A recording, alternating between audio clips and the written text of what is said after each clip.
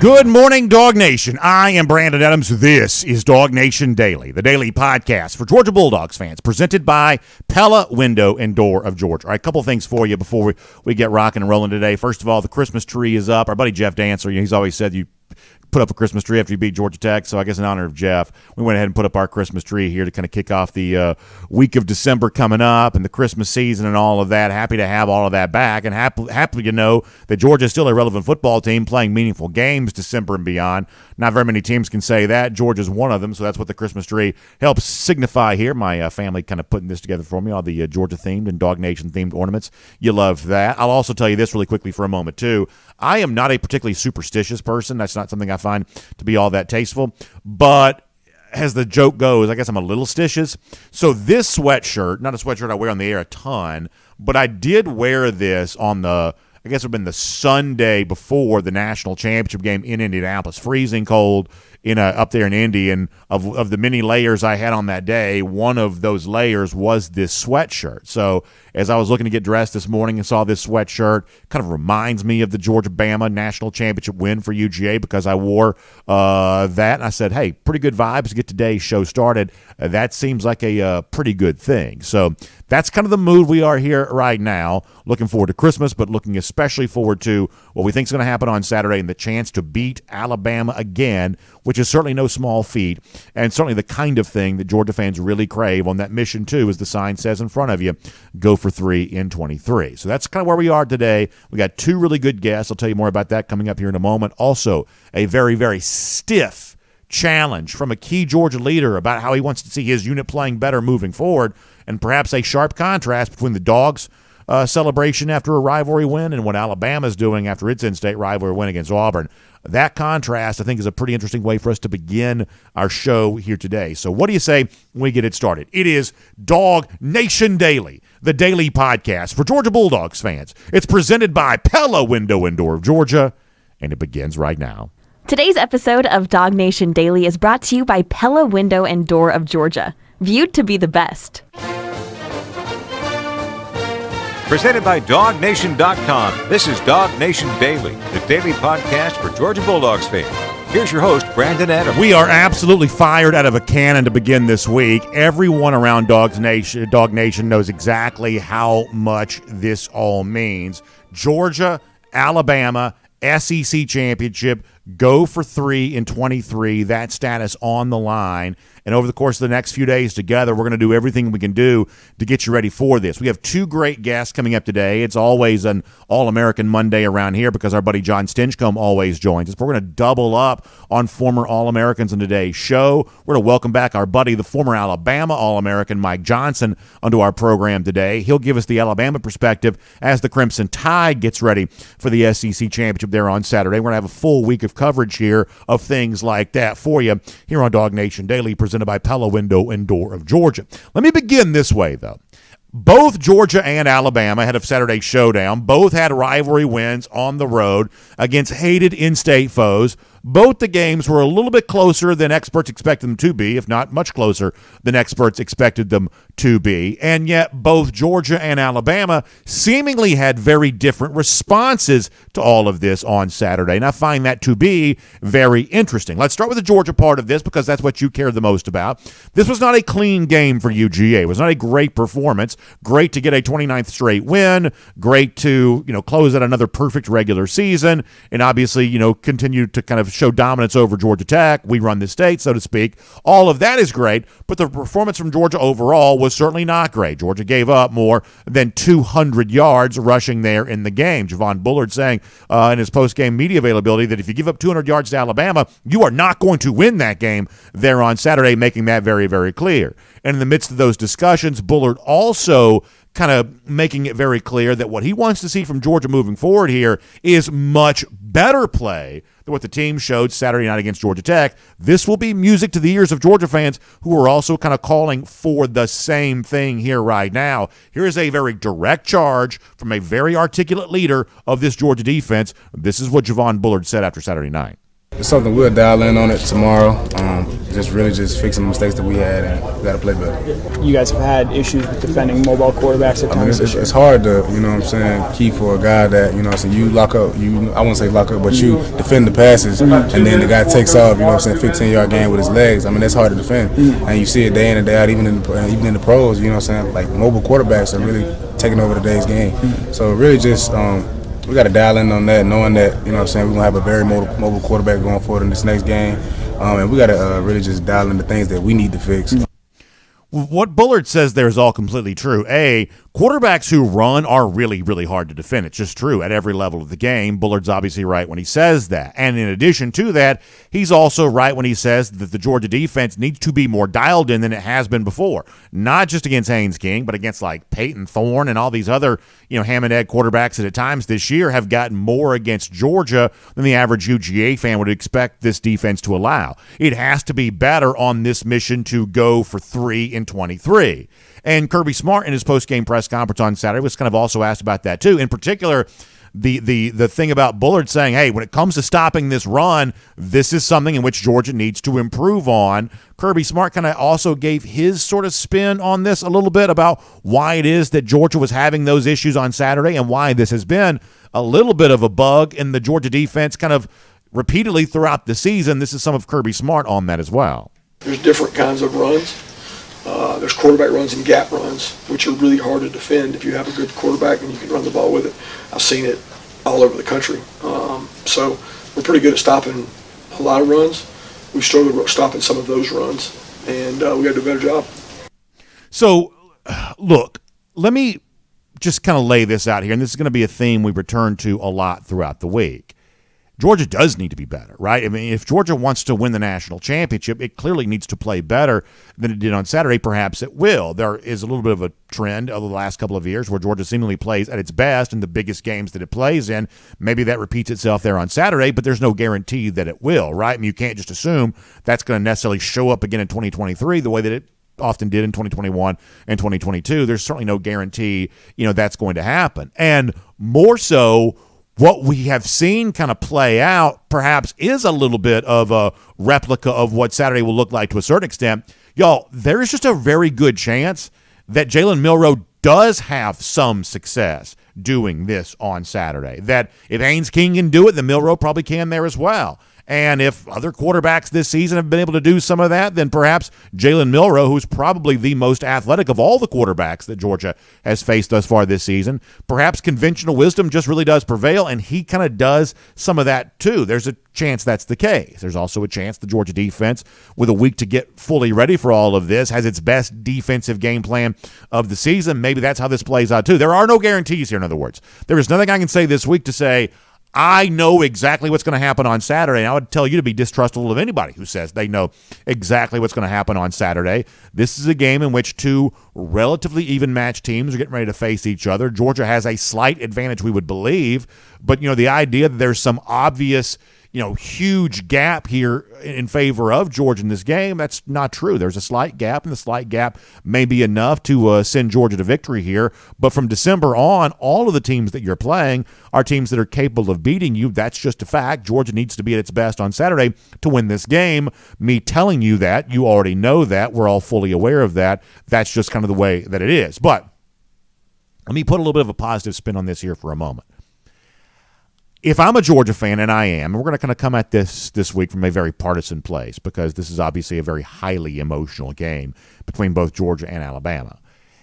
If I'm a Georgia fan here right now, I may not have liked everything about the way that my team played on Saturday, but I love everything about the mindset my team displayed once the game was over. There was a little bit of celebrating, I guess, a little bit of we run this state type stuff, but there wasn't a ton, right? There wasn't a whole lot of mission accomplished banners being hung there on Saturday, despite the fact that Georgia was 12-0 again to close the regular season, the fact that Georgia can say we run this state again, the fact that it set, and say this out loud, folks, this is an amazing statement, the fact that it won a 29th straight game, the longest winning streak in SEC history. You didn't hear a ton of celebrating about that there on Saturday. Georgia was more content to talk about what it wants to do better than to look back and reflect on what it has done well. From a mindset standpoint, I like that.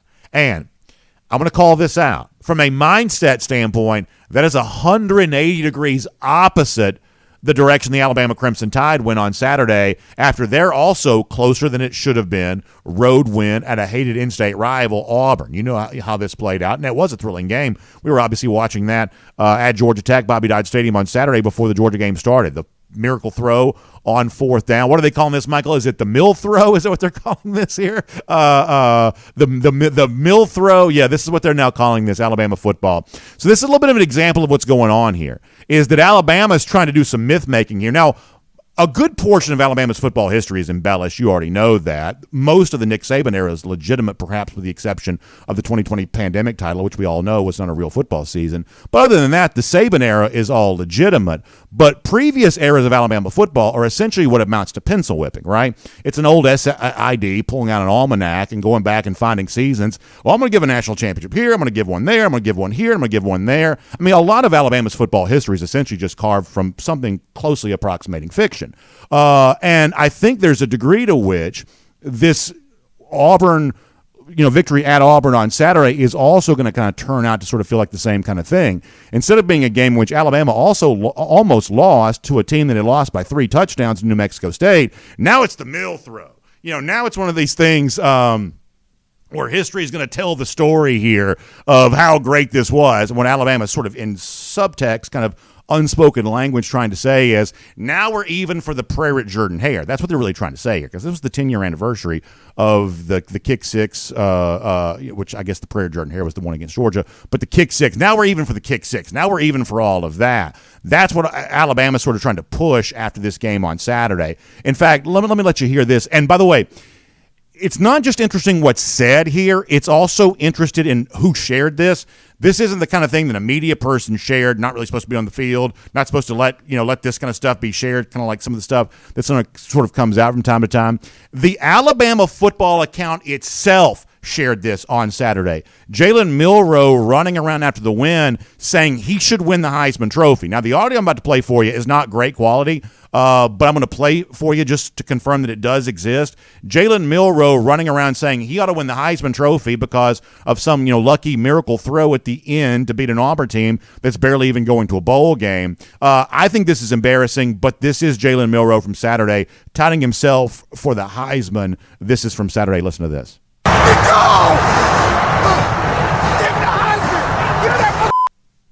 We had to bleep it out at the end because he cursed. Alabama's calling this the nightmare at Jordan Hare. Milroe saying he ought to win the Heisman Trophy on the basis of this. Now, we told you before, we're going to come at this week from a fairly partisan place. There's nothing to me that speaks to the sense of entitlement that exists around the Alabama program more than Jalen Milroe thinking he's the Heisman Trophy winner simply because he plays a position for a team that's produced Heisman Trophy winning quarterbacks before. I find that to be grotesque. It's totally unbecoming of anything you'd ever hear at Georgia. Obviously, Bryce Young was an Alabama quarterback who won the Heisman Trophy. That's a real thing. It happened. Bryce Young was a great player. Tua Tagovailoa was also an Alabama quarterback who won the Heisman Trophy. He had a tremendous career there. Jalen Milroe thinks because he is the next in line wearing that same uniform that these guys wore, that suddenly he's also a Heisman quarterback just simply because he's playing in the same spot that the Bryce Youngs and the Tua Tagovailoas, and while Jalen Hurts did not win a Heisman in Alabama, he was certainly almost a Heisman level player there for the Crimson Tide. It sort of feels like Milroe thinks he inherits the greatness that those previous quarterbacks had, which makes him fitting in pretty well, I would say, at a program like Alabama. That's just sort of the way that it is. Milroe is a talented athlete, and Milroe, as we said before, is very dangerous, here to consider when you're UGA on Saturday. But it's hard not to notice the contrast between the two teams. Georgia wins at Georgia Tech, and the conversation post-game is how do you get better from here? Alabama wins at Auburn, and the conversation is, greatest Iron Bowl of all time, Jalen Milroe running around touting himself for the Heisman, which, is, frankly, a laughable assertion. Now, that contrast alone is not enough to guarantee Georgia victory on Saturday. It's not. But if you're a Georgia fan, it ought to make you more motivated to see Alabama lose. I certainly believe that's the case. And, it's also one of those things I think that sets the stage for what Saturday is going to be. Now, to shift gears here briefly to something else, when Nick Saban met with reporters last night to kind of sort of kick off and discuss what it's going to feel like with the SEC championship there on Saturday. He certainly had plenty of nice things to say about Georgia, as you would certainly expect. Well, one of the themes of our show over the course of the next few days is going to be the fact that Saban and Kirby, kind of in keeping with sort of the Southern politeness, are going to say certain things that perhaps they don't always necessarily fully mean about the other guy. We think there's some probably truth to that. But nonetheless, last night, Saban, doing the Sunday night teleconference, which kicks off SEC Championship Week, offered some praise for UGA and kind of set the stage for what's a big showdown there on Saturday. Take a listen to this. Well, this is a tremendous opportunity for our team. They sort of created that for themselves by making a tremendous amount of improvement, throughout the season. I'm very proud of, the transformation of our team from the beginning to the end, and the hard work and preparation that, our players have been focused on all year long. So, Georgia obviously is, to me, the best team in the country. They got a great offensive team. They run the ball, a great passing game. Quarterback's really, really good. They got great running backs. Their defense is one of the best defenses in the country and probably the best defense in the SEC. So there's a lot of challenges relative to playing a great football team. So, look, I think that Nick Saban's words there are at least worth considering. Now, it's also an example of a narrative that's being pushed of, we've gotten so much better over the course of the season. We weren't so good at the beginning of the year, but now we're really coming on. We're really playing better. That's the narrative that's going to be kind of pushed right now, and Saban sort of plays into that. He'll have plenty of willing accomplices in the media that'll help him push that. Obviously, that's always true. But when he talks about Georgia, I think it's really interesting that in talking about Georgia as what he calls the best team in the country, first thing he mentions there is offense. And I think there's an extent to which you got to kind of consider that for Saturday, right? It's like, I'd love for it to be easy for UGA against Alabama. Obviously, that feels so good, right? And we've seen Georgia win some postseason games in pretty easy fashion last couple of years. I'd love for this one on Saturday to be that kind of game. I sort of get the impression it's not going to be that way. I mean, I sort of get the impression that Alabama's going to have a game plan. I sort of get the impression that Bama's got some players. Milroe is obviously not the Heisman Trophy winner, but he is playing better at the right time here, and he's taking advantage of some talent that he has around him. Alabama, as we said before, is going to probably have some successful moments on Saturday. He's going to probably make a couple of plays, right? Maybe a throw from Milroe. It may be more of the stuff given up on the ground. That's probably true. But the identity of Georgia here this year has been whatever anybody else throws at it offensively, Georgia has more than enough offensive firepower to match that. And I do think that when Saban says, hey, this is the best team in the country, and the first thing he mentions is all the things that Georgia does well offensively, I think that Saban's just sort of speaking off the cuff. I don't think he's doing that intentionally, but it does fit with what we believe we know about Georgia here this year. It's natural to want to make the comparison. How does this Georgia team fit into the last two national championship teams? I think the one comparison here that's obvious is this is the best Georgia offense of the bunch, and on Saturday it needs to be at its best offensively. I want to say that Saturday is going to be a shootout, but I do believe both teams are going to score some points. And the job for Georgia is to score more than those, or I should say more than Alabama does. You know the feeling around this game. You know how big of a deal it is. It's not just a next step towards go for 3 and 23. It's another battle against the arch nemesis of this program. And everybody's going to be saying it this week, Georgia's never beaten Alabama in this building. Well, all that means to me is it hasn't happened yet. There's a first time for everything. And on Saturday, it needs to be the first time for this, Georgia beating Alabama in the SEC Championship. My name's Brandon Adams, and this is DawgNation Daily, the daily podcast for Georgia Bulldogs fans. We're presented today by Pella Window and Door of Georgia, and we're happy to have you with us no matter how you get to us today, live on video. It's 9:45 for our first and 15. They're at DawgNation.com and on the DawgNation app. We're 10 a.m. after that across all video platforms there as well. Glad to have you on video. Glad to have you on radio, Athens Sports Radio 960 Ref podcast. Glad to have you there as well. And a big thanks to our friends at Pella Window and Door of Georgia who make it all possible for you. Our folks at Pella have been with us for a long time, and nobody would be happier about a Georgia win against Alabama on Saturday than our folks there at Pella Window and Door of Georgia would be, because they love Georgia fans. They like happy UGA fans. And obviously, they want to make you happy this holiday season there as well, because it may be time for you to give the gift of a brand new set of windows and doors for your home, right? You want to show your home some tender loving care this Christmas season. Improving the quality of the windows and the doors in that home is a great way to do that. You want to feel nice and toasty and cozy and warm during this Christmas season. That's what the Pella product can provide for you there as well. You want your home to look better, curb appeal on the outside, as everybody kind of drives by and sees those holiday lights. Also seeing what looks to be, gorgeous entry door, phenomenal window, there as well. That is what Pella is all about there as well. So you've heard me talk about them for years.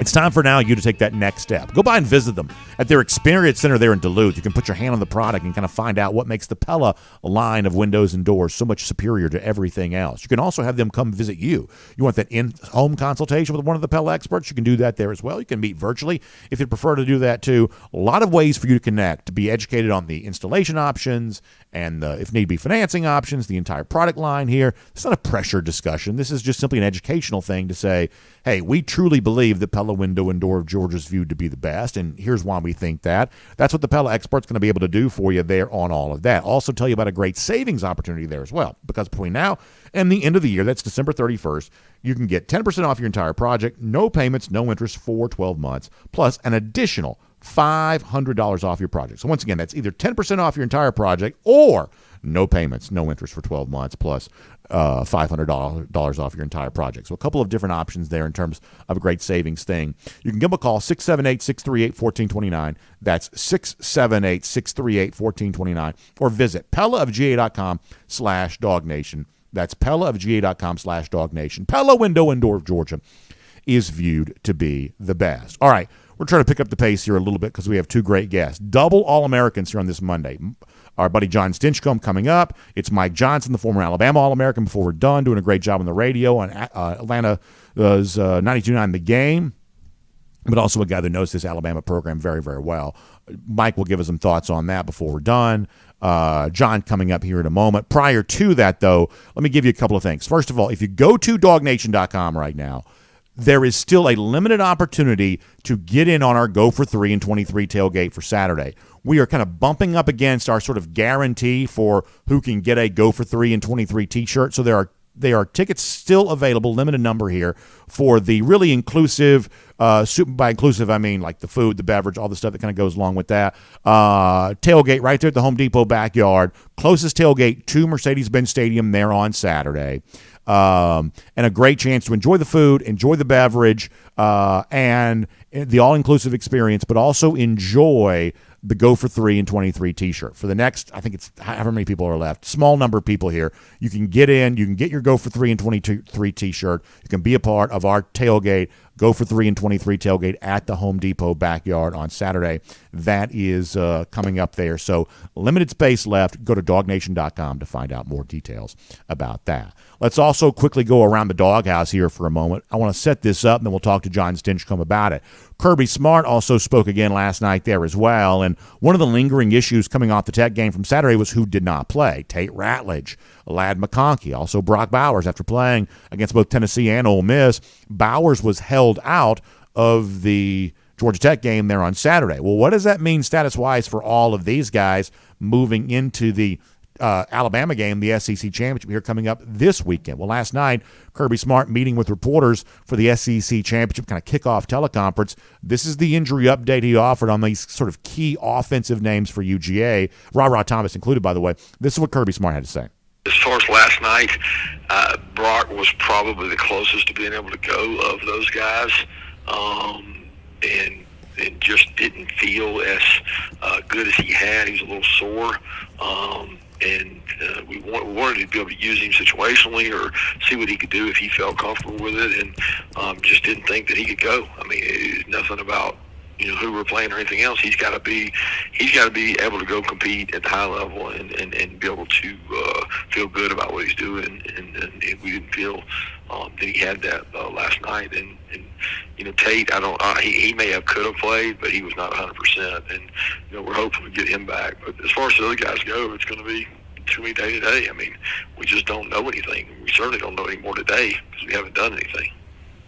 So that's Kirby Smart on those injuries from last night. I told you before that a lot of stuff from both Kirby and Saban this week is going to be saying one thing, perhaps really meaning another. I think in the case of Brock Bowers, we can all kind of read between the lines on this and make some assumptions about, Bowers' status from Saturday. I'm assuming he'll be just as healthy for this game as he has been, for both the Ole Miss game, the Tennessee game. I think we all really know what happened on Saturday, no matter what Smart perhaps says about that right there.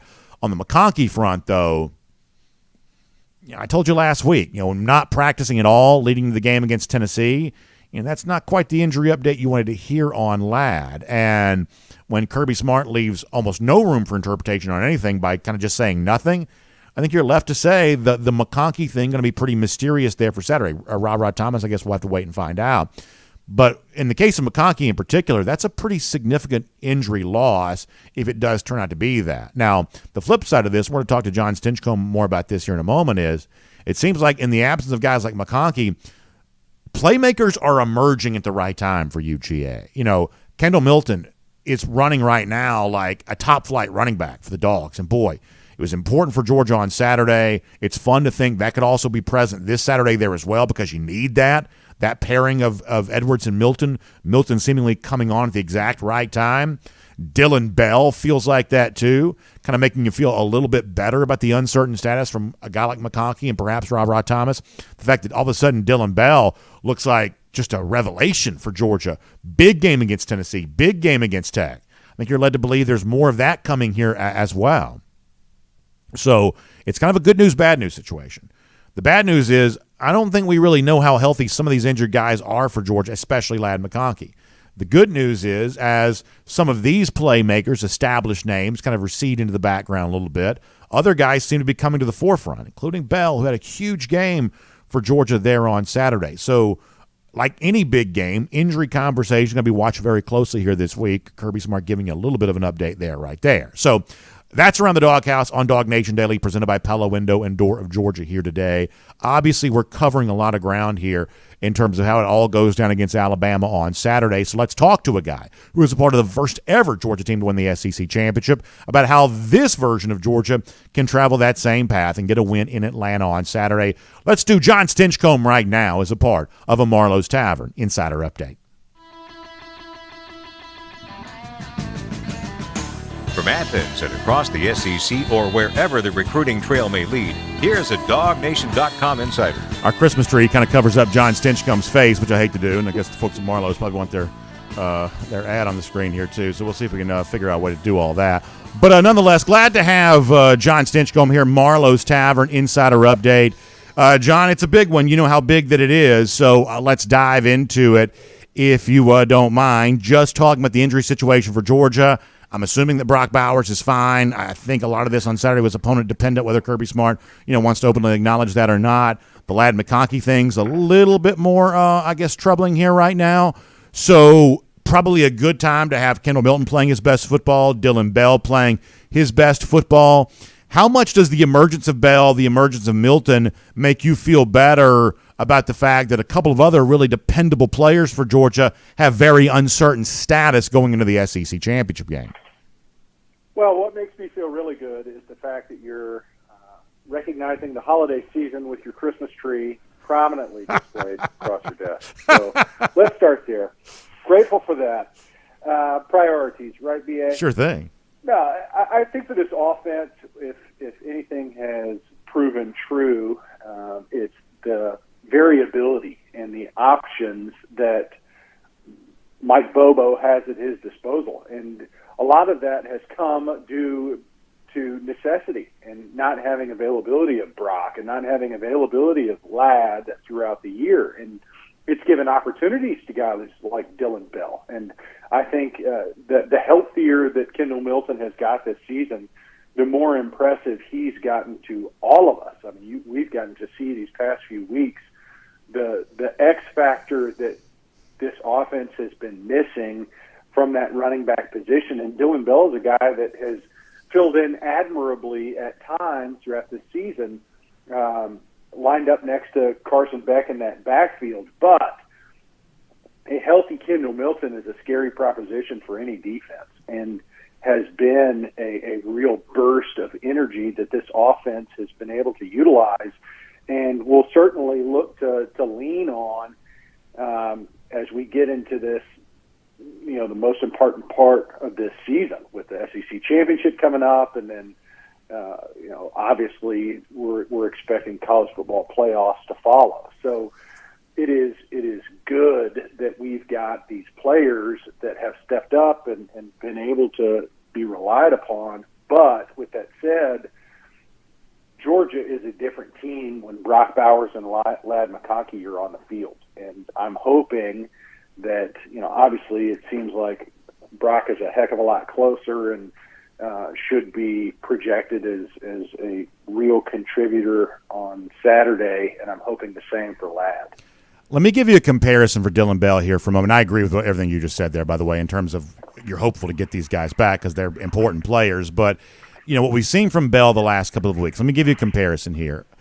To me, this feels like it could be, not a guarantee that it will be, but it could be a little bit like what we saw from Javon Bullard on the other side of the ball a year ago, where from November on, Bullard was just playing clutch football for Georgia, playing at his best in the biggest games that Georgia played, and he sort of stepped out into the forefront from a guy that you're glad to have on your team to all of a sudden you're looking for him to make a play. He kind of became a little bit of a different type of dude kind of November on last year. And based on what we've seen from Bell these last couple of weeks, you sort of wonder, is he also kind of stepping out into the limelight right now? And all of a sudden, by the time we get to January, do we have this different view of Dylan Bell? All of a sudden, maybe he's trying to make some of the big catches that A.D. Mitchell's made for Georgia last couple of seasons. Is this the emergence of something that, where Dylan's about to be a lot more famous than perhaps he was, kind of prior to this month? Yeah, I see him as a playmaker, right? He's a guy that has consistently this season, whether it's from the backfield or as a wide receiver or even throwing touchdowns, he's somebody that can make plays for this Georgia offense in the same vein as Ladd and Brock, where you just got to figure out ways to get them the ball. And I think he's earned that. I think he's earned the opportunity for the offensive coaching staff to figure out ways to, how do we get Dylan Bell the ball? Because we like what he does once he has that ball in his hands. He's a guy that can make people miss. He's a guy that has speed to be explosive and the shiftiness to make plays once he's got the ball. So, Ladd can turn a slant route into a touchdown, just pivot on a dime and burst out. And Brock Bowers has the ability to run sharp routes and break tackles and take an end around the distance. And Dylan Bell, in that same vein, has been able to take an off-tackle dive and turn it into a touchdown as easily as he has taken an out route and bust up the field for a big gain. So he is a playmaker that continues to earn those opportunities, and I think has become the next guy, after you look at Brock and Ladd, as someone you're going, all right, we need to start setting up plays or designing, putting him in situations where we can get him the ball. So let's talk about the Georgia defense here for a moment, because I honestly believe there are a lot of people who are like me that are just trying to make sense of this. I'm not a former player, right? I'm not a former coach. I don't really know what it is that I'm seeing on Saturday. And we've seen a lot here this season when, boy, there's just a lack of success in moments in which you're used to seeing Georgia just completely eviscerate the opposition. So when you've got – now, we said going into the week, Haynes King's a good player, right? So, that's not a huge surprise. Buster Faulkner's a really smart offensive mind. We believe that to be true there as well. So there's clearly some built-in respect for the opponent, at least in terms of quarterback, play caller, that obviously that's probably as good a duo maybe as Georgia's seen for the most part this regular season. So some of this is obviously opponent-driven, but Georgia's also given up rushing yards to Peyton Thorne this year, which is a little bit of a different type of thing, perhaps. The point is, when you see Georgia giving up 200 yards on the ground, more quarterback runs, stuff on the outside edge, John, let's just have a real conversation here for a moment, because I think people genuinely want to understand this. Is Georgia just not as good? Are they not trying hard? Is it some sort of diabolical scheme that they didn't see coming? I think that I'm open to any answer, right? and it all builds to, well, how do you make sure it's better on Saturday against the best team you play? Like what are you kind of thinking as you watch the Georgia defense dealing with what it's dealt with, kind of like Saturday's game? Yeah, I think it's about comparisons. I think it's perspective. If you're comparing to the defense of the last 2 years, this defense isn't as good. And that can be okay. This is still one of the best defenses in college football. Surprisingly, for Georgia fans, if you haven't watched a lot of football, you're going, we just gave up 200 yards rushing to Georgia Tech and we should blow them out of the water and blah, blah, blah. I get it.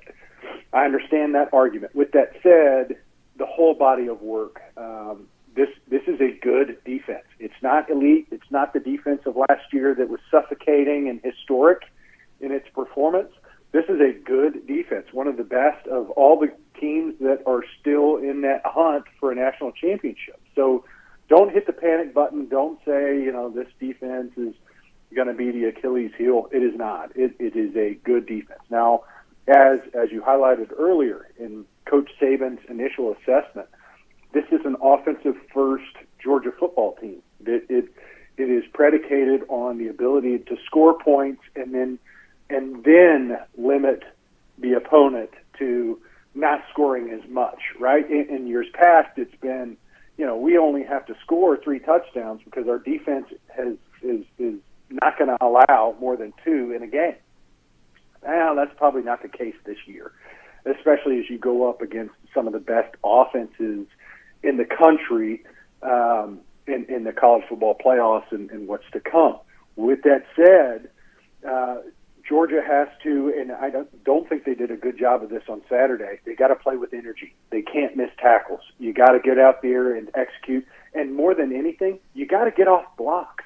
There's a number of times where you're in a decent position, get off the block and make a play. And we haven't seen that with consistency in ways that we have in the past, which, again, I'm falling prey to the comparisons to the past couple of years, but that's what we know, and that was the recipe that it took to win national championships. So that's the expectation that's been set. Yeah, to me, what it comes down to, it's like the old line from Merck Russell, which is if we score, we might win, but if they don't score, we can't lose. Like Georgia has kind of lived the last couple of years in that kind of world in which the other team is scoring so little that victory was almost guaranteed. And for those of us who are fans of Georgia, which I obviously am, that can be a very enjoyable place to be because it takes a lot of the worry out of games. Well, on Saturday, that's probably not going to be the case. Alabama's going to probably score some points if this season's recent history is our guide, and all of a sudden, John, it becomes, well, how many stops can you get, right? We're used to seeing Georgia getting all the stops, which is, a great way to ensure victory. But on Saturday, it becomes you won't get a stop maybe every time, but if you can get some stops, if you can get a stop on this offensive possession, whenever that might be, if you can get some stops, then you're obviously aiding your team's chance of victory. And that's what it kind of comes down to. It's not one of these perfect game, clean sheet type performance the way that Georgia would have had oftentimes in 2021 and sometimes in 2022. It's about getting enough stops to make winning more likely on Saturday, which is a little bit of a different world, I think, for Georgia to kind of live in. Yeah, and last year, the only real game in my mind was that Ohio State game. Yes. And if you look at it, that was a boat race. I mean, our defense was not suffocating. We did very little to limit them offensively, and it was reliant on Georgia's offense to respond, and they did so. And I would say this team, this Georgia 23 team, is positioned to where we can score points when called upon in ways that we were able to last year, but we didn't really have to except for one game, with the exception of that Ohio State game. So we need our defense, and if we're going to evaluate talent and we're looking at teams as a whole, this Alabama team is not the Alabama teams of years past. This is not the juggernaut defensively or offensively that we've seen in SEC championships and national championships. So the expectation from where I sit is this Georgia team goes out and plays their best ball, and you see the separation of these two squads, because Georgia is the superior talent. Now they have to go out there and earn it and prove it, but we all saw what happened in Auburn and the escape that occurred in the no-row throw to that corner of the end zone on 4th and 31 to come away with a victory against an Auburn team that was inferior. And we saw, I watched some of that game, their game against Ole Miss, and the struggles that they had. So, this is not the Alabama teams that we've seen in the past, and a Georgia performance, which I think this has been more so the case this year than any other. Georgia has played really big in big games this year and probably not shown it as consistently against, let's call it, inferior talent. So I expect Georgia to come out and see their best version of themselves on Saturday. It's our Marlowe's Tavern Insider Update with John Stinchcomb. I want to talk more about the SEC Championship game coming up in a moment. Let me also remind you, and I love doing this every year. It feels like there are certain things we just do kind of every year, and this is one of those things. We get towards this kind of holiday time of year. We remind you about a great gift opportunity from our friends at Marlowe's Tavern. It's a really great bonus opportunity when you're buying gift cards. And listen, there are people that are hard to buy for. We understand that.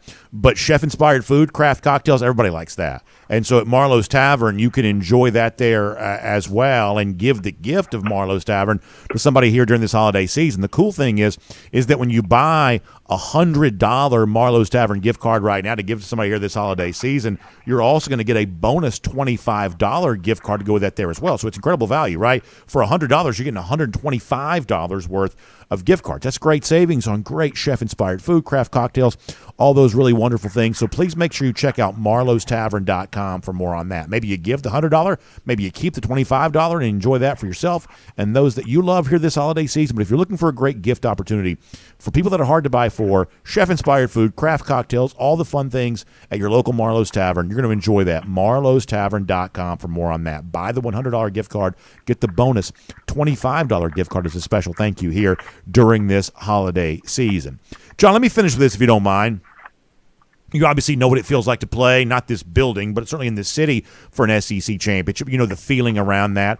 How about the feeling for Georgia on Saturday? They've played in so many big games, of course, but this is a stadium against a team where it hasn't quite worked out for this team against this opponent in this stadium. Indianapolis, no problem. Atlanta, there's a little bit of a backstory here, but the players that were playing in this game didn't play in those games necessarily. So how much energy is in the room based on the previous history between these two teams, if you would have to guess, when it kicks off on Saturday afternoon? Oh, it's going to be electric, and expectedly so. I think everyone that has been paying attention to college football, and certainly this football team has, knows that all roads to the national championship lead through this game in Atlanta. And so frequently usually it's the winner, but not always. I think Georgia's proven that a couple years ago. That leads to, or soon will become, the national champion. And so this is a big game, and they know it, and that atmosphere is going to be reflective of it. And I think you're situated in a way that you take care of business the way you should in this game. I see it as an opportunity for Georgia to show the separation in programs and the dominance that could be exhibited on Saturday. John, I tell you, I love it. I love the conversation. I love your thoughts on all of it. I'm certainly looking forward to what I hope is a Georgia win on Saturday. You and I getting back together next week to kind of look back on how it all goes down. But either way, tremendous insight. Enjoy the week, and we'll try to keep a good thought ahead of a big showdown on Saturday. Yeah, it's going to be a fun one, and I think it should turn out in a very positive fashion for our dogs. So I'm looking forward to it. I love it, John. Thanks for your time. Absolutely. Go Dogs. Go Dogs.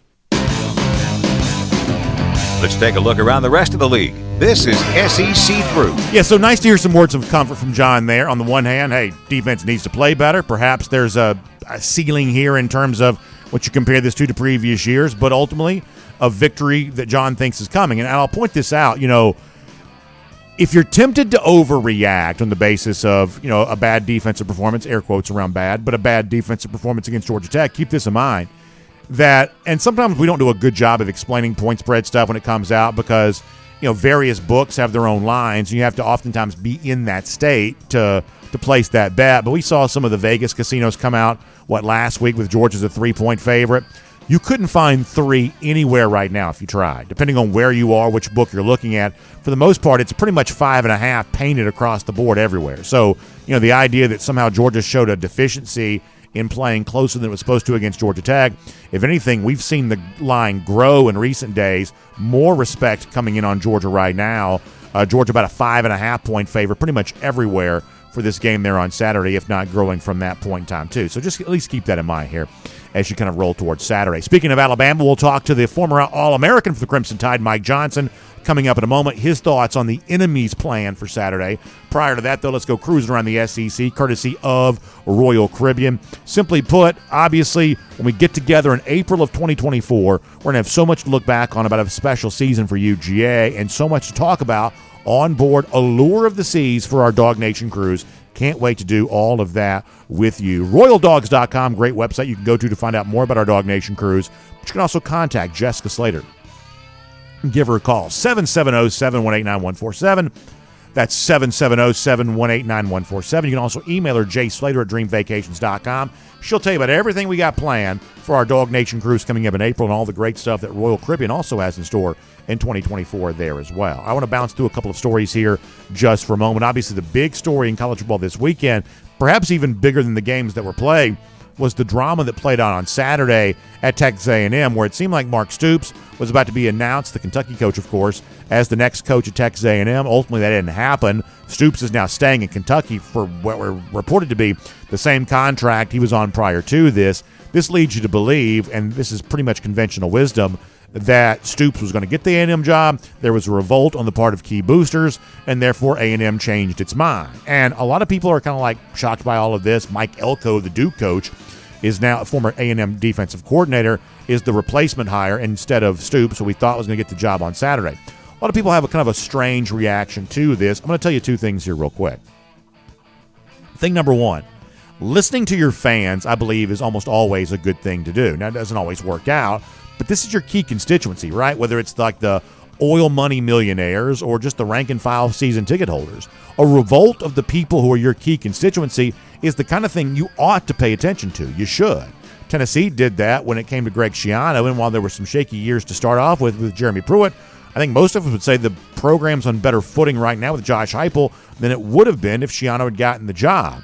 But even if it doesn't work out, you are in business and you are making millions of dollars because fans give you their money to put you there. So listening to what they think, I don't think it's a bad thing to do. So if A&M did change its mind about Stoops because of the revolt of fans, that seems like a pretty good reason to change your mind. I'll also say I believe that Elko is probably a better fit than Stoops would be. I think Elko at the beginning of this season on that Monday night where his Duke team beat Clemson, that's a better individual win than anything that Mark Stoops has ever gotten at Kentucky, I believe.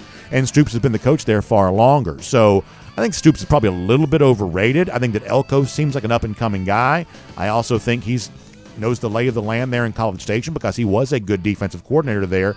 Elko over Stoops feels like a pretty good decision. Now, is it a home run hire? Maybe that hire didn't exist for A&M right now, but avoiding the Stoops thing seems to make some sense.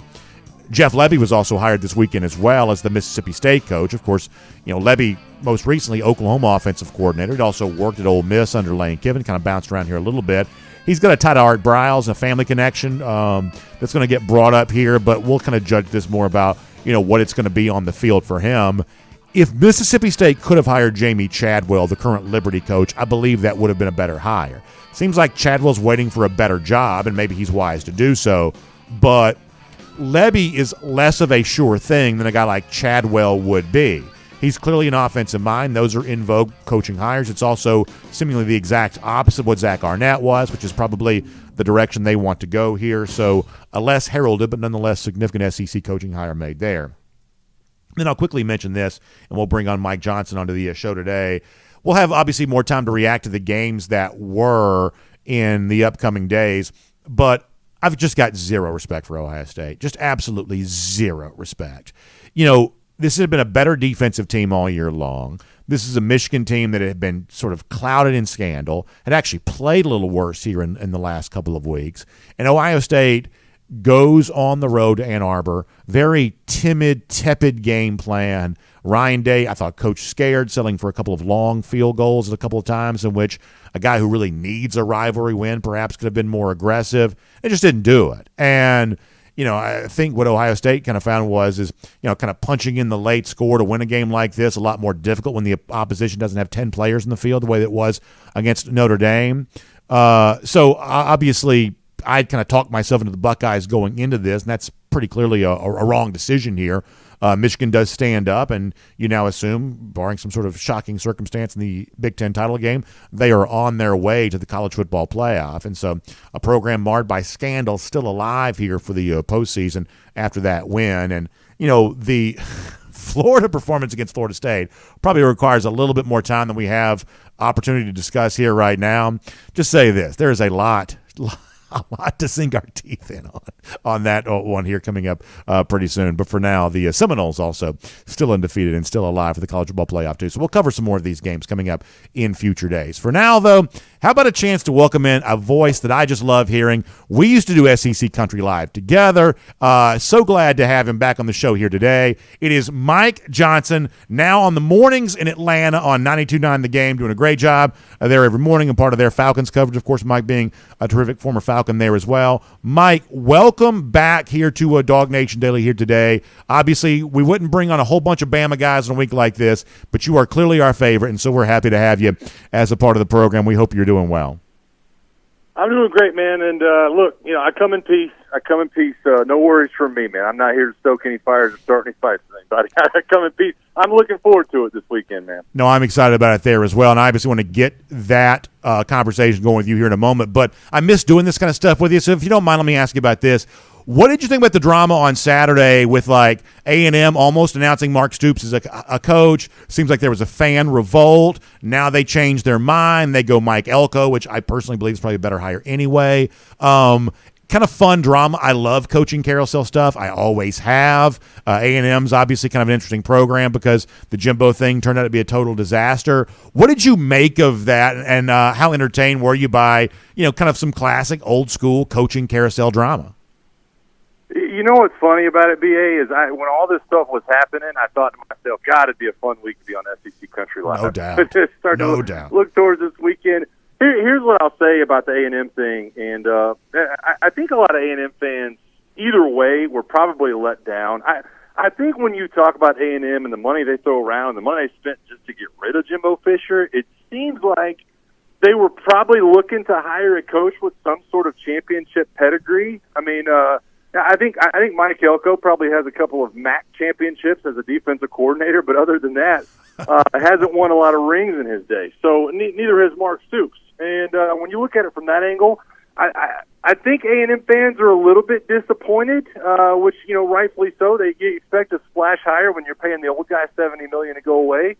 But this is where they're at. There was no other names kind of willing to kind of take that leap, and I think it's probably a good move for A&M, to be honest with you. Bring in a guy with some energy, a guy that can hopefully recruit and have X's and O's pan out. So I think that's what they needed. You've been in a lot of press boxes, even though you're a former player. You've been kind of in the media for a good while now, and so you kind of know the feeling here prior to a game kicking off. Everybody's kind of crowded around the TV. That was certainly the scene in Atlanta on Saturday with everyone watching the conclusion of that Iron Bowl. And when Milroe throws the touchdown to Isaiah Bond, it's obviously it's a remarkable conclusion to that game. As an Alabama alumnus, a partisan for the Crimson Tide here, where do you think that Iron Bowl win is going to kind of stack up in history? Now, full disclosure, we obviously have kind of had some fun at the expense of Jalen Milroe saying he should win the Heisman Trophy and some of the stuff that came out after that. So, I mean, I have to be honest here. We've certainly had some fun on this at least a little bit. But from the perspective of the fact that it was a thrilling win 10 years after the kick six in the same building, where do you think Alabama fans are going to view kind of like this Iron Bowl, game and how it'll be remembered by Tide fans? Well, first, let me start with the Jalen Milroe stuff. I mean, listen, I do morning radio in Atlanta.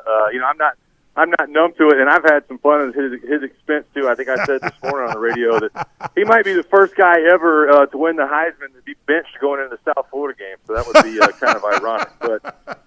But No, listen, I'll say this. Obviously, you got to take some time and digest it, but this is a big moment. I would even make the argument, and I said this morning, it was probably more improbable the way the game ended this time than it was for the kick six. And obviously, the kick six 10 years ago, an incredible play for Auburn. But when you add a muffed punt and a 4th and 31, the improbability of that is just through the roof. And so I think it'll sit up there. It would probably have ranked a little bit higher had Bama been, underdogs or Auburn been a little bit better going into the game. But you scratched and clawed, you fought for a win, you got the incredible comeback, and it was a great moment. So, I'm going to try to take it for what it is, not overreact just yet, but I think you'll see it on some highlight reels for some years to come. All right, let me get a little bit more in-depth about the game there on Saturday for a moment. I'm curious your thoughts on this Alabama team right now. And, to me, it is sort of end up feeling like a little bit different kind of Tide team than I thought it probably would. I expected this to be a great offensive line, and I don't know that it necessarily has been. I don't have a great explanation as to why that is. Milroe, I think, has grown into the role, of quarterback there really well. Obviously, guys like Dallas Turner, are names that Georgia fans have tremendous respect for. Terrion Arnold has come on a big way with the defensive secondary. Caleb Downs is a player that Georgia fans were sad to see get away, and when you see him perform as a freshman, you would say with good reason. He's really good over there. So there are a lot of typical Alabama players on this roster, but the overall feeling of Alabama is a little bit different than I expected it to be. You're watching the Crimson Tide, I would say, closer than I am. So, what do you think of Alabama right now, and kind of where do you think this team is heading into this game on Saturday?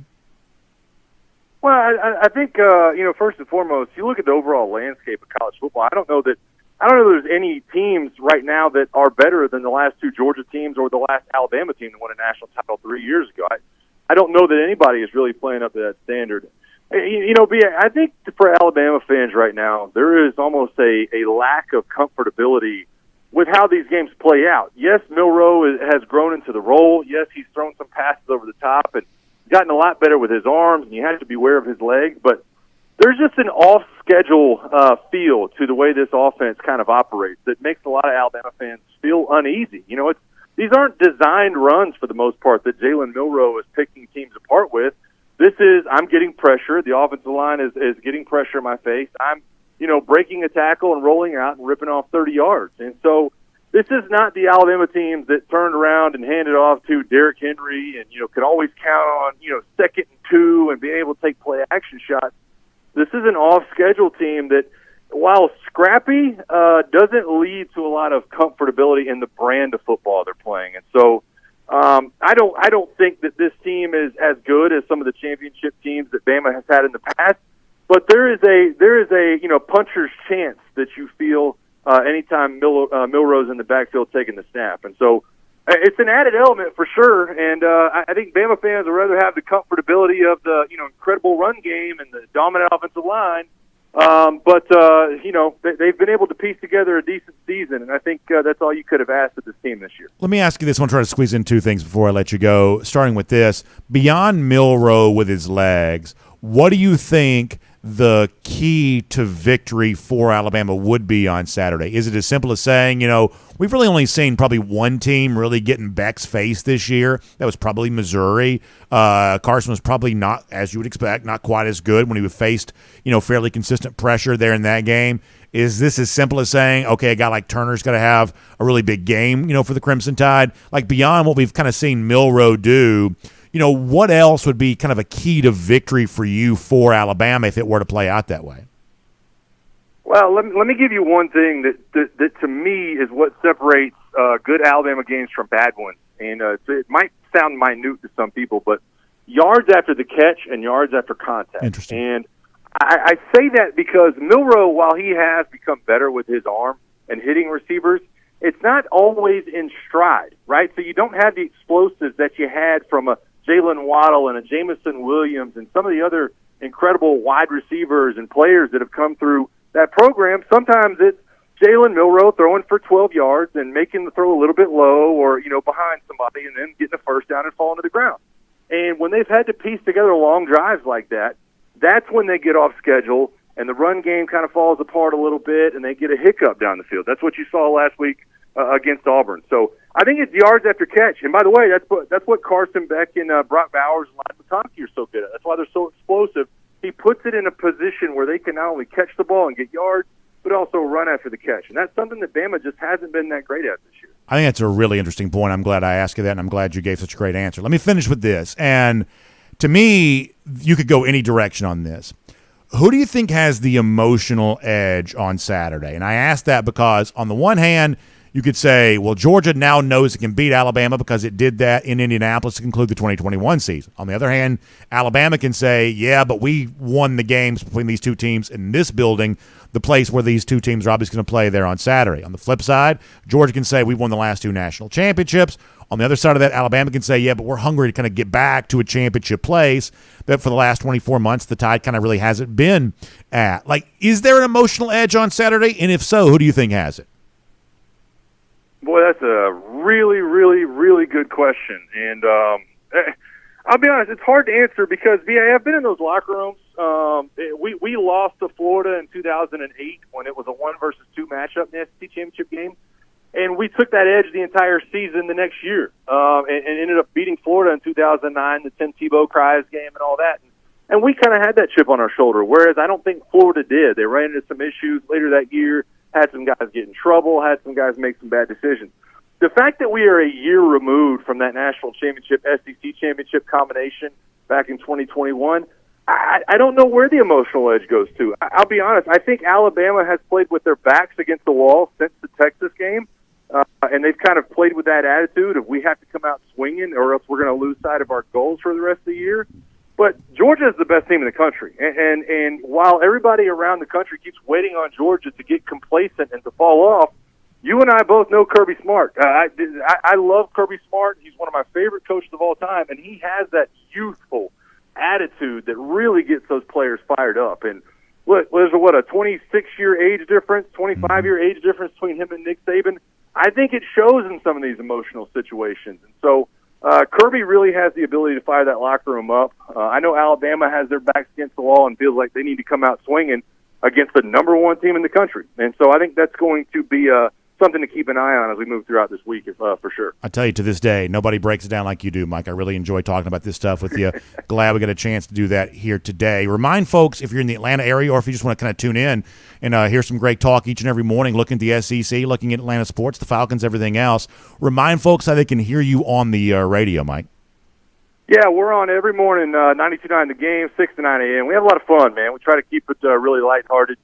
We're actually having Justin Tell on tomorrow, nice. And your buddy Chip Towers will be on later this week as well. Rusty Manziel comes on with us every Thursday. So, look, man, we try to have a lot of fun, talk some football, college and NFL, and keep it lighthearted every morning at 6 a.m. I tell you, Mike, I appreciate it. We'll look forward to hopefully getting a chance to see you here real soon, maybe on Saturday there as well, and hopefully back here on DawgNation Daily very soon there as well, too.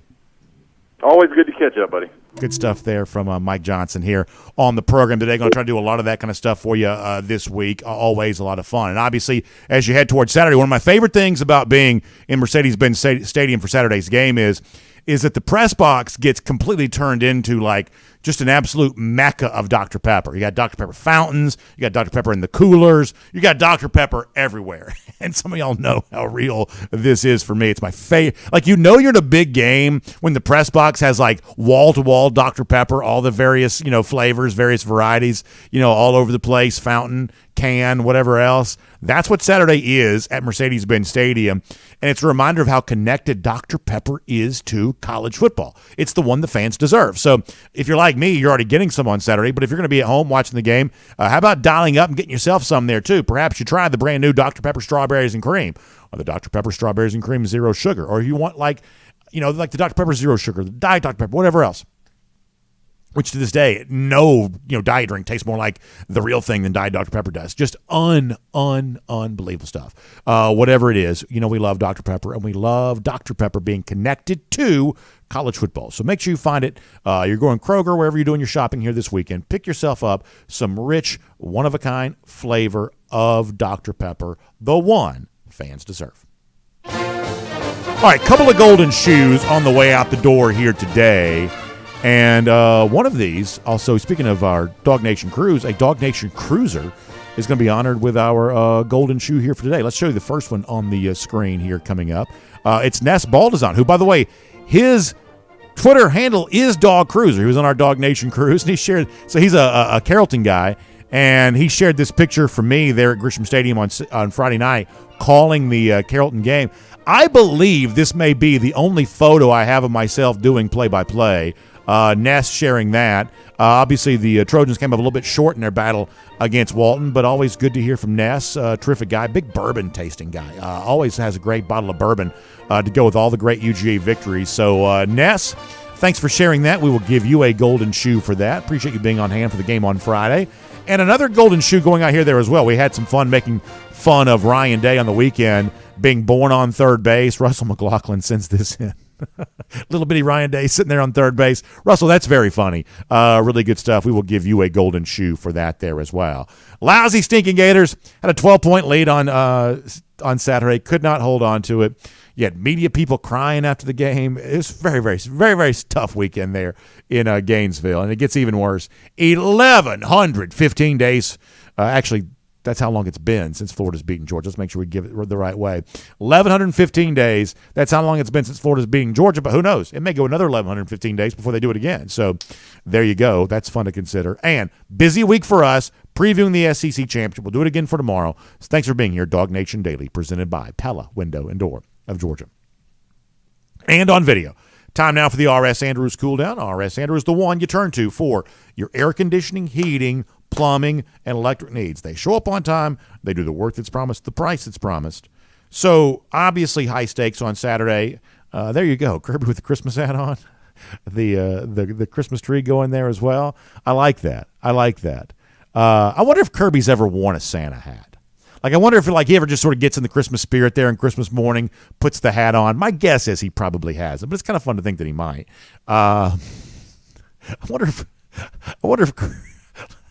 like, does Kirby, like, on the one hand, like, Kirby's obviously very, very driven as a football coach, but he's also a little bit of a, kind of a regular dude. Like, do you think Kirby's ever seen Christmas Vacation? Like, has he ever seen Elf? Like, I wonder if he's ever done any of that kind of stuff. My guess is he probably has. Now, a week like this, he'd pretend that he hasn't. He'd pretend the only thing he's ever watched is game film. But my guess is that Kirby's probably seen the Griswolds and Buddy the Elf, and I guarantee you, knowing he's a tiny touch older than I am, but I guarantee you he grew up at Home Alone, Kevin McAllister and all that. I guarantee you he grew up with all that. Hey, Brandon. Yes, sir. That Christmas tree's awesome on your desk. Thank you. Do you mind doing some close-ups of those ornaments? And are any of those for sale? I don't know that any of these are for sale, but they're. So my family gave this to me last year. Now, I'll tell you the honest truth is I never took it home. So, like, it's been in the studio for the entire year because I'm sort of disorganized and just never really took it home. But yeah, there you go. Come a little closer. How about the old school original DawgNation Daily logo? You got the original Go for 2 and 22 logo. We don't have a Go for 3 and 23 ornament on here yet. You also got like the Georgia Toy Soldier down here, which is kind of cool. You got the Georgia Santa Claus over there. You got the Georgia Santa hat. You got the Royal Caribbean ornament. You got a nice little Georgia. So you got a nice little stuff there, a little holiday flair, Christmas flair. I also love these, like the little set of like the mini football helmets. I've always liked those as ornaments. As you might imagine, we have a lot of Georgia-themed Christmas ornaments around our house, and so you put a bunch of them on the tree here, and you kind of do that. So, yeah, it looks good. Let me see if I can slide this over a little bit, see if we can get it. There you go. That looks good. So, Michael, I appreciate you saying that. All right, let's get some comments here. I'm going to start on YouTube today. We'll try to do a kind of a good normal run through the old comment section here, and I'm curious what people are thinking about Saturday. Obviously, big game. So let's see what people have to say.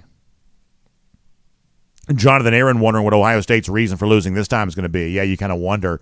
A lot of excuses. And, obviously part of the reason why Day, I believe, made so many excuses after last year's game was against Georgia was I think he was actually a lot more comfortable talking about a game they almost won against UGA, and to their credit, they did play well that day, than they were the streak of ineptitude against Michigan, which, now seems worse. So I think it's a good question. Memphis Dog says, how about putting a crying, sad elephant on the tree after the Dogs went on Saturday? I like the idea of that. I do. Lesko says that Bama's 7-0 in Atlanta, but they were 7-0 against us before we beat them the last time. We broke a losing streak to Bama. We beat them, 3 in a row. Bama likes to boast stats. History is in their favor here. Yeah, I mean, look, I think that's right. And I think, you talked to Mike about that a moment ago. Mike said that when his Bama team beat Florida in 2009, he said we had a clear emotional edge in that game because they had beaten us the year before. In this particular spot, because it has been, I thought this was an interesting point, because it has been a year in between, it's not as obvious of the emotional edge. And it's sort of like, it's kind of like momentum sort of up for grabs. Whoever takes it has it.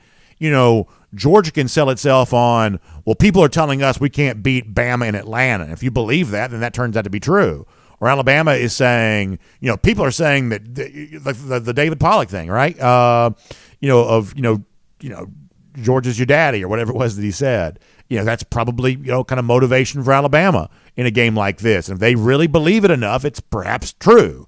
The same thing of it's not always just it's not always like motivation of we're going to show people how wrong. Sometimes it's also the confidence of, okay, well, now Georgia knows it can beat Alabama. Maybe in 2018 when it's kind of falling apart in that SEC championship, maybe there's a lack of belief there on that. Maybe there's more of that belief here now. Who knows? Paul Moon, the subject of Humphrey. Yeah, I mean, that's a guy you'd love. Didn't really get asked about him yesterday, but that's a guy you'd love to have back for sure.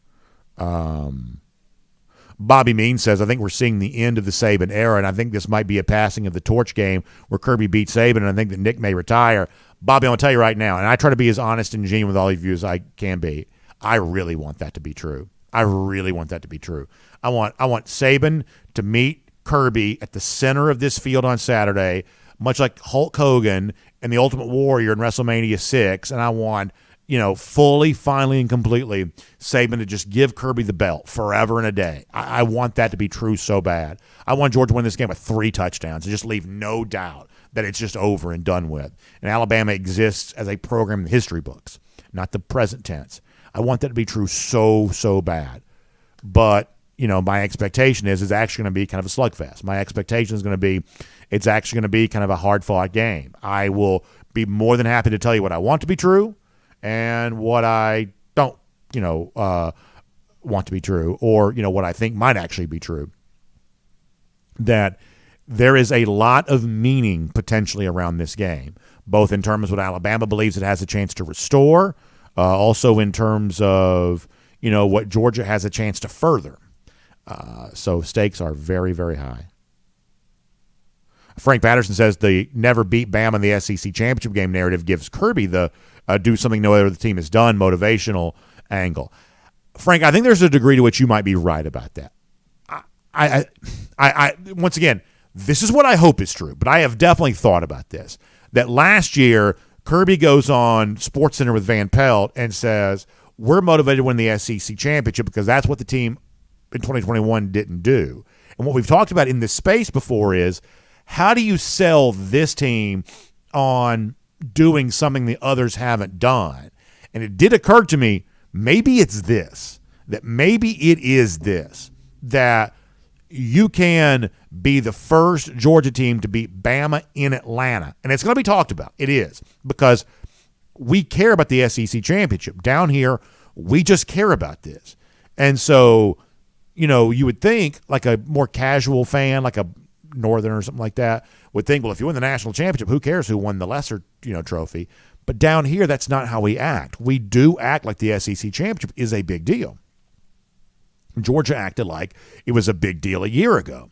And so, Frank, you're thinking like I'm thinking. I really hope that Georgia can sell the idea of, well, you beat Alabama, but you haven't beaten them in Atlanta, and so is talking about that, and so is talking about that, that you have a chance to kind of carve out your own history for yourself, something that seemed to work for last year's team. Just because I want it to be true doesn't mean it will be true, but I have been thinking about that, and I do definitely like the idea of that. Memphis Dog says, you broke the Bama curse. Now it's time to break the Bama and Atlanta curse. Once again, kind of the same idea there. Jalen Jackson says, let me get Jalen's comment. Boy, comments coming fast today. Jalen Jackson says, Kendall Milton's career in a lot of ways will mirror Terrell Davis. This is interesting. He has high expectations coming in. 70% of the entire Georgia career derailed by injuries, but the last 30% of his career could be legendary. Yeah, I mean, if Milton does for 3 more games what he's done like the last 3 games, if the next 3 look like the last 3, then no one will even remember that he was ever hurt. Like that's the thing that Milton's playing for right now. If the next 3 are like the last 3, then all Kendall Milton will be is a beloved Georgia running back who was a big part of, a championship run. Because if Milton is running like he did on Saturday, that kind of angry running, that nasty, like that sort of like nasty, angry running, then Georgia's not getting beat. Georgia, look, if you're getting hard yards like that, and some of that was some hard yards. Now, not the greatest defensive front, admittedly, but that's the point. If you can find a way to now keep doing that, what you did against Ole Miss, what you did against Tech, then all Kendall Milton will be is a beloved part of a national championship team, and whatever the previous narrative was, because we've always thought some of that was unfair to Kendall. And I do get the idea that people look for meaning in things. When someone's hurt, there's an attempt to make it mean something. Well, either the player didn't do what he's supposed to do, or the team didn't do what it was supposed to do, or somebody's to blame, right? We always push back on this. We always have pushed back on this, that for the most part, injuries are a function of bad luck. And on every team, in every season, a portion of the players are going to get hurt. You can't collide with someone over and over again without feeling it, without experiencing some sort of byproduct of that. And for the most part, that's what we think the Milton thing has kind of been. Now, some of those are non-contact injuries, but you get my point, is that oftentimes injuries are just a sort of a function of bad luck. Even the hamstrings and some of those, however you want to categorize those types of injuries. Even that is an example of, you're trying to run the race car in the red from a physical standpoint to be able to go out and succeed in a world in which you're colliding over and over again. And so, some of that may be, it's a training injury or something like that, because you're trying to be at your utmost best so you can succeed in a world in which people are trying to knock you on the dirt. They're trying to knock you off your feet. And so, just injuries are just going to be a thing. And so Kendall's dealt with a couple of those. We've talked to people about this over and over again. Every former player we've ever had on the show has been very clear that most of this was just sort of a function of bad luck. And, well, now luck's on Kendall's side. He's healthy, and he looks like the guy that in the class of 2019 we thought had a chance to be. Paul Moon also reminding us that Terrell Davis was also from California, Long Beach, right? Junkyard Dog, JYD, of course. We love Junkyard Dog. Says, any news on Bowers, McConkey, and Ra-Ra? Yeah, we gave you the Kirby thing from last night on that. It's obviously way more hopeful on Bowers. I think we all deep down know what the Brock thing was. The McConkey thing, I don't know. Boy, I sure do hope. I sure am hoping for the best, because I do believe that's an important player in games like this, but I don't know. David Jackson says, believe. Boy, I like the idea of that. DMart42 says, Dejon's a dude, but Milton's got elite traits. Yeah, Milton looks good when he runs. He really does. But Dejon, you want both, right? You want that tandem. And now it really seems like Georgia has it. And I'll tell you this right now, too.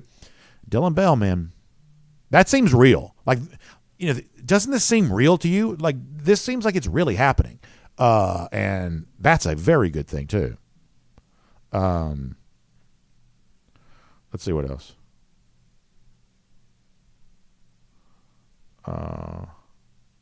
Barry Watkins says the Kirby's playing chess against Saban.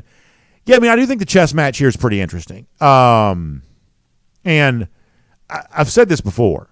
We've done shows on this before. Nick Saban and Kirby Smart are going to go out of their way to pretend like not only they like each other, but they just revere each other. Deep down, I believe they are men like anybody else. You know the old line of who is the famous person who said, there's no end to what can be accomplished as long as nobody cares what gets the credit, or whatever that thing was. That's a famous person, is credited with saying that. Some of those sayings end up being kind of apocryphal. Maybe they weren't ever actually said. But someone sort of credited with, there's no end to what people can do as long as you don't care who gets the credit. In real life, and y'all know this, in real life, everybody cares who gets the credit. Everybody cares who gets the credit. Most of life is battling over who gets credit for something. That's just a real life fact. And so you got a situation where Nick Saban built a great program in Alabama, and from that great program birthed a great coach in Kirby Smart. It is natural to battle over who gets the credit. Does Nick Saban get credit for teaching Kirby Smart how to be a great coach, or does Kirby Smart get credit for helping Nick Saban be a great coach? This is real life, and you better believe that in the heads of these men, this is a very, very big thing, because they are human beings just like the rest of us. And this is the way that people think. Nick Saban would have appreciated if Kirby Smart would have remained deferential to him after he left Alabama to come to Georgia, and Kirby Smart was not going to do it. Kirby Smart was not going to do it. Kirby Smart would have probably, appreciated, the idea of pushing Saban into retirement a little bit quicker, and Nick Saban, to his credit, was not going to do that either. That these are competitors, and competitors don't yield willingly. And Kirby ain't yielding to Nick, and Nick ain't yielding to Kirby. And that's just the way it goes. Bobby Powell says that was Ronald Reagan who said that. Well, there you go. Thank you. Let's see what else. Jennifer Stevenson Fleming says, I feel like we're going to have everybody back. Ladd, Bowers, JDJ, Tate, possibly Humphrey. I mean, I hope you're right, but I suspect you're probably not. And I'm not trying to be, I'm obviously not a medical professional either, but I'll give you an example. I mean, there's this thought of, well, everybody's going for this game, but sometimes you are just hurt, right? Like, I'll give you a small example. Like, Monty Rice didn't play in the 2018 SEC championship game, did he? Am I right about that? And, people make a big deal about DeAndre Walker, who got hurt during the game, left the game, but Monty Rice was a foot for him, right? That's a pretty important linebacker, and he just didn't play, right? It's like he just wasn't healthy enough. That there is a thing of, well, if you can go, obviously everybody wants to go, but there's also a thing of, if you're hurt, you're hurt. And in a place like Georgia, 80% of the A-level player is not as valuable as 100% of the sort of A- or B-level player. It's better to be healthier. Even if the analogy I always use is, for those of you that care about baseball, the B starter on 4 days rest is a better pitcher in the playoffs than the A starter on 3 days rest. It's just a fact. It just is. And the football version of that is the B player who's closer to 100% is probably more effective than the A player who may only be 80%. Now, if you can be above 80%, well, now you're talking about something. But we do have examples of a couple of guys who were just hurt. We're conditioned that, like, George Pickens is magically healthy for the playoff. A.D. Mitchell is magically healthy after being, I don't even know what, for almost all of last year. Magically healthy when you got to the playoffs. We're conditioned to believe that a lot of this stuff is like a magic trick. But there is a thing of being hurt. And in the case of Ladd, he just may be hurt. In the case of Humphrey, he just may be hurt. And hurt is hurt. So I don't know. I hope you're right, though. Let's see what else.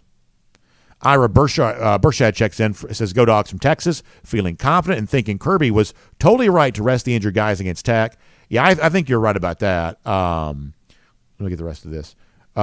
People can complain about, quote, close wins, but a lot of teams right now are wishing they had more close wins. A win's a win. Yeah, I almost totally agree with you on all of that. I think what we're hearing from Georgia fans today, to the extent we're hearing this, is not, oh gosh, we only, beat Tech by however many points, touchdown, whatever it was. It's more about the idea of the way that Georgia played is potentially problematic if it were to play that way against Alabama. But, Ira, as you know, the flip side of that is, for whatever reason, Georgia doesn't typically play that way against the best teams that it plays. So what happens on Saturday? That's what we're going to spend all week trying to figure out, I guess. But I think you're right. Georgia clearly viewed Saturday as a game in which could hold some guys out because it's not playing for style points. This is not going to the judges' scorecard. It's just not. This is, Georgia's not playing to impress anybody. And you're absolutely right about that. Henry Collins says that Kirby and Nick are both great coaches, and that is true. I mean, there's a lot about Alabama I don't like. Mostly it's the narrative kind of formed by some of the sycophants around the program. But, I mean, Nick Saban's success is, of course, inspiring. Of course it is. Saban has really been, fully committed to, some first principles. And those are guiding lights for him in the success that he's been able to enjoy. And he has adapted around a changing landscape of a sport. That's inspiring. I mean, one of these days, years from now, I'll be more than happy to kind of talk about, oh, boy, I tell you what, Saban was good. I just don't want to do it right now because there's enough people who fall all over themselves to tell you how great Nick Saban is all the time, and you know this too. So one of these days, I'll be more than happy to just reflect on a remarkable career because it is a remarkable career. I believe that Nick Saban, to this point, is the greatest college football coach of all time. And I think you've got to put him in the conversation of greatest coach of all time, regardless of sport. I think you would have to very, very, openly consider that. I've even half kiddingly, half seriously said, I want Nick Saban to be the Ryder Cup captain one day.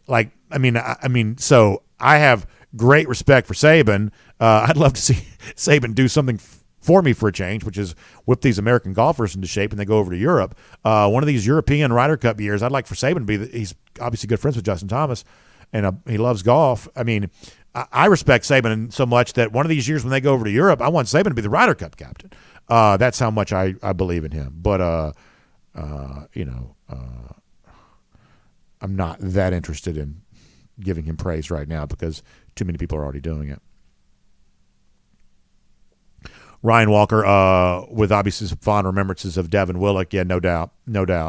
A player like that's obviously missed from Georgia every week. And, of course, in a week like this, you'd love to have him too. And I know his memory lives on in such a strong way for these UGA players. I know that it does. You're right about that. And, Ryan, it was great to hear from you on our post-game show on Saturday too. Barry Watkins says about Kirby's going to be in total lockdown mode this week. Yeah, he's not giving you anything. I mean, last night that teleconference, because I love the big games, and y'all don't care about media stuff. I totally realize that, but I love how big games have extra media stuff, which coaches absolutely hate. But big games just have extra media things, and if you're in the media, you enjoy that because it just. For me, who's kind of media fan, / type deal, it's just a reminder this is a big game because there's more media stuff going on. And so I look forward to that Sunday night teleconference. And, I mean, Nick and Kirby were both as Nick and Kirby could be, in terms of, their unwillingness to kind of reveal anything of note. I literally could have, and you could have too, written the answers in the voice of the coach who was speaking, both Kirby and Saban last night. They are clearly in reveal nothing mode. You understand why they will be. But I still love it, man. I just love it. I love, I love just the build-up for a big game. I do love it. The comparison I used before is there's a big fight feel to this. It's boxing's not quite what it used to be, but you kind of grew up in the age of the big fight. It's the buzz in the stadium. If you're going to the game on Saturday, if you're lucky enough to have tickets, listen to that noise before the game begins. I'm talking about before pregame, before all that kind of stuff. Listen to the buzz around the tailgate. There's just a buzz in the air for big game, kind of a big fight feel buzz. I just love that. Craig Jones says, I believe we will cover this Saturday. Got to pressure Spy Milroe all day long. Make for a short Heisman run, LOL. Yeah, indeed that's the case. Hopefully that's the case anyway.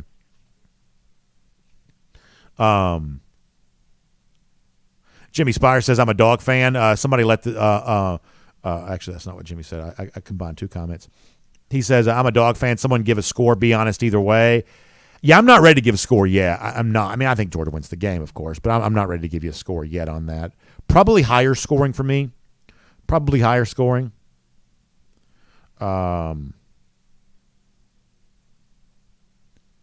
William Camacho asking about the spread. Yeah, so you're pretty much seeing, 5.5s painted across the board right now. That's a little bit of a dead number. Y'all know how this works. It's like, key number is 3. You kind of get to another keyish number around 6. 7, definitely a key number. So, at that kind of 5.5, you're heading towards a touchdown, but you probably won't get there. This is one of those things where, like, it kind of functions a little bit like a Super Bowl. And, I don't think the sports media, even though like 90% of the ads are about gambling now, I don't believe the sports media does a very good job of explaining how some of the gambling stuff actually works, because a lot of people in the media don't really understand it too much. But like a lot of this week is going to function a little bit like a Super Bowl, where like you've got some big money people, and some of those big money people are, what you would think of as guys who have a little bit of an edge, or at least they think they have an edge. And some of these are just rich people who have money to burn. Not every big bettor is an edge player. Oftentimes they're not. If it's a big bettor who's an edge player, the sports book won't take the bet. There's plenty of examples of that.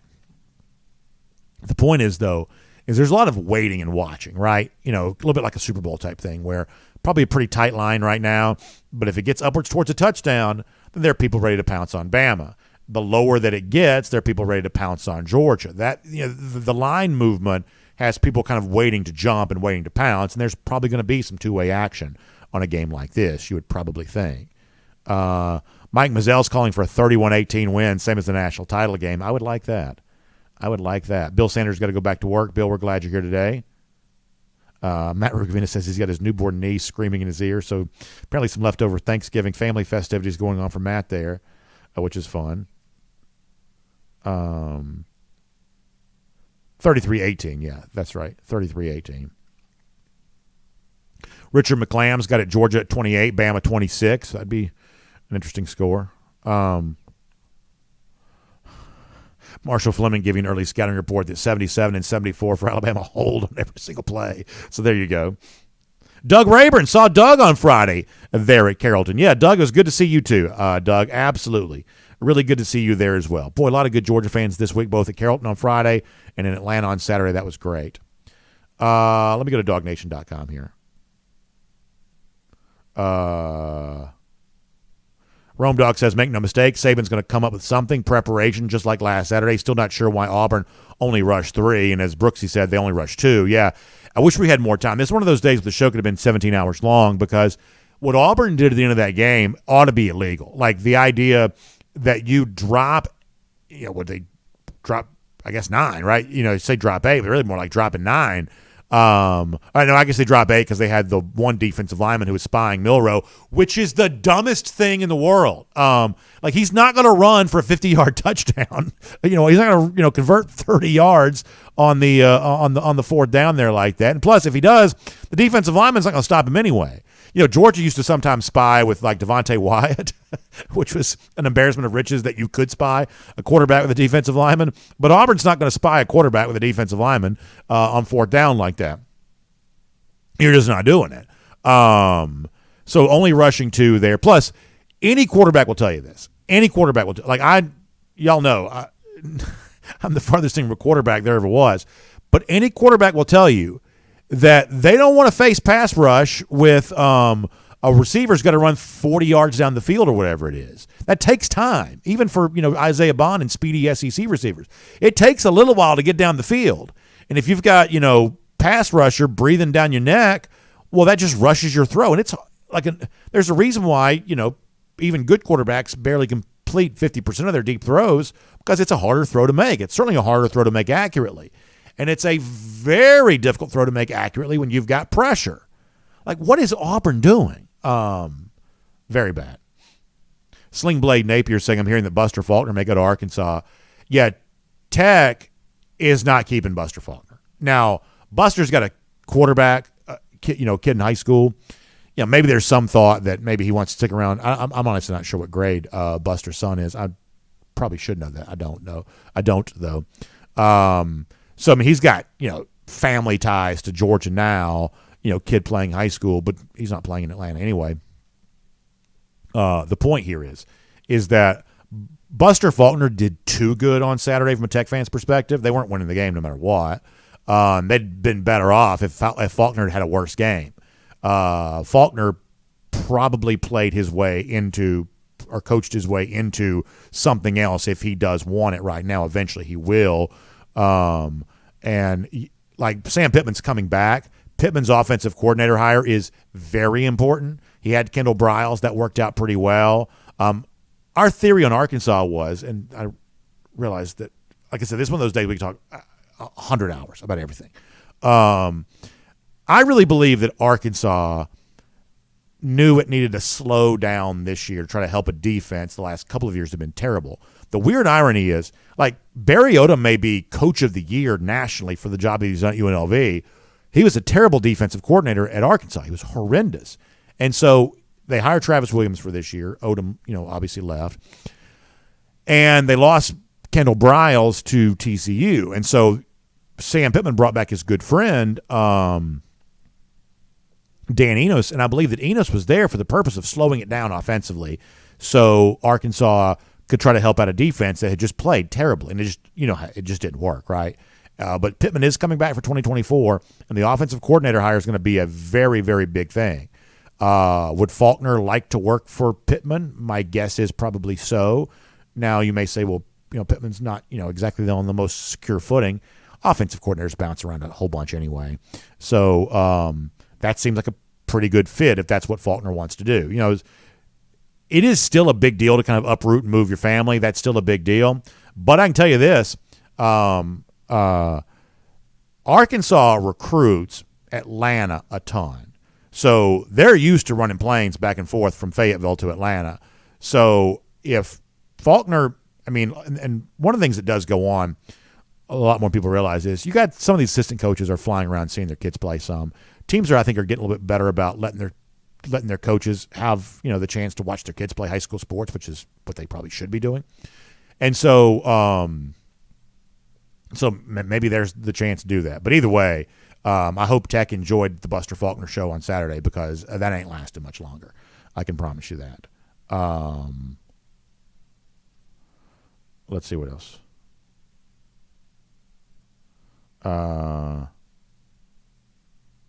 JP says Duke might be interested as a head coach. He's still pretty young for something like that. Kenny Dillingham got hired, so I guess anything's possible. But Buster's still pretty young for that. This was only his first year being a Power 5 offensive coordinator. He'd been at Tulane and he'd been at Southern Miss. Not Tulane. He'd been at Southern Miss and was it Arkansas State? Southern Miss was obviously the place that he worked at before he came to Georgia. He's still a pretty young guy, but he's obviously a very good coach. But he's still a pretty young guy. Duke probably can hire a pretty good coach if it wants to. But maybe. Maybe. Rome Dog mentioned Jermaine Burton. Yeah, Burton settled in, had a better year for them this year. Scott Harris says, I want our beloved Dogs to win, but more than anything, he says, I want Jermaine Burton to get nothing on Saturday. I feel like most fans are with me. Are you? Here's how I'm going to say it. I'm going to try to be somewhat politically correct when I say this. My overall feelings about Jermaine Burton are far different than they are about A.D. Mitchell, right? I've said before, to me, A.D. Mitchell's a DGD. A.D. Mitchell made huge plays in enormous games for Georgia. A.D. wanted to leave, whether it was because of money or closer to home or whatever else. Honestly, I'd be more than happy to shake his hand, thank him for his service, and he'll be a revered figure to me because he made some big-time plays in some big-time games. To me, he just did his job at Georgia. He left Georgia better than he found it. So I have a lot of reverence for A.D. Mitchell. I don't feel the same about Jermaine Burton. I have to confess that. Burton saw Georgia beat Bama, and then he ran to go play for the losing team. Like I don't like that. I don't.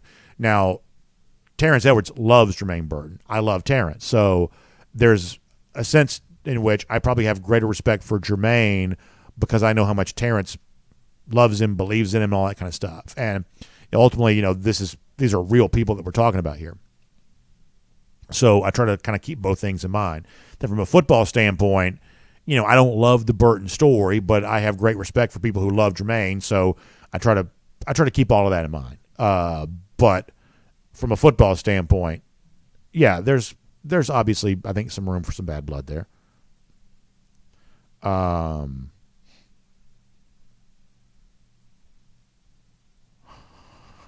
Sling Blade Napier said that Jalen Milroe told him he was going to give Burton the Heisman. That's why he left UGA. Well, there you go. Maybe Burton can share Milroe's Heisman. By the way, if we're given the Heisman Trophy on the basis of that play, then shouldn't Isaiah Bond be the one that gets it? I mean, he's the one that made the amazing catch. I feel like if there's a Heisman to be given on that play alone, I feel like it's Bond's Heisman.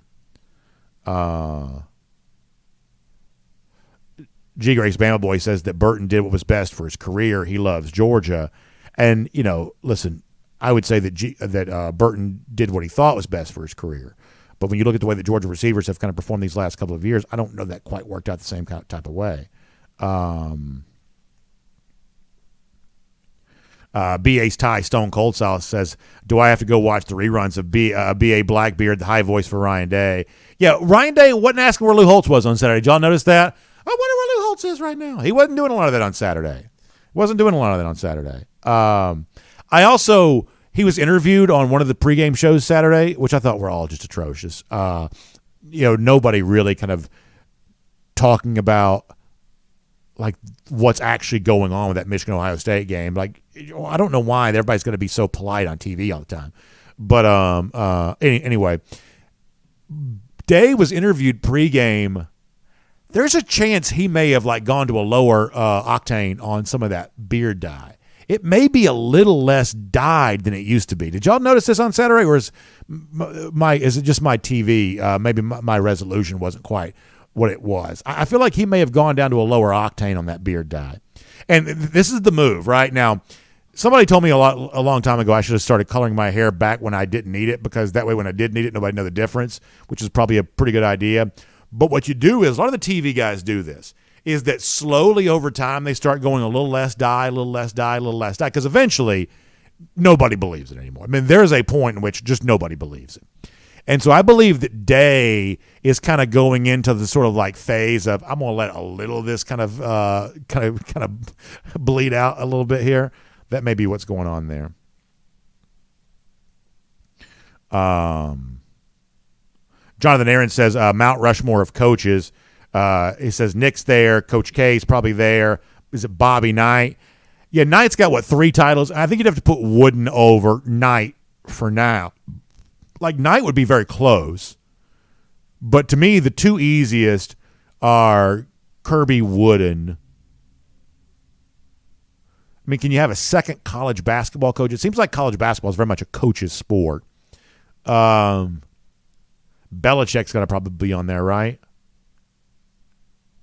It's like, and some people would say we got to put Phil Jackson on there. But, like, Phil Jackson handpicked all these teams. It's the Jordans. It's the Shaq Kobe's. Like, I'm not even quite so sure Phil Jackson's even that great of a coach, given what he did, when he's Nick's coach, right? I'm just not quite so sure that that's a great coach necessarily. All right, y'all, we got to go. It's so late. I promise we'll try to do good long comments. Aaron Dixon, thanks for the kind words. Appreciate that. Let me go to the other comment sections one more time. Ken Holcomb says that Day's shoe polish dealer was out of the Kiwi, so he had to go with the store brand. Maybe that's the case.